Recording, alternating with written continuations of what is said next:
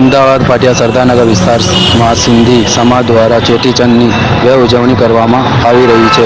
ઠેર ઠેર જુદા અને વિસ્તારને ભંડાર ભજન કીર્તન યોજાઈ રહ્યા છે. સમાજના લોકો મોટા સંખ્યામાં ધીરે ધીરે જોડાઈ રહ્યા છે. આ પ્રસંગે ભગવાન ઝૂલેલાલની શોભાયાત્રા નીકળશે.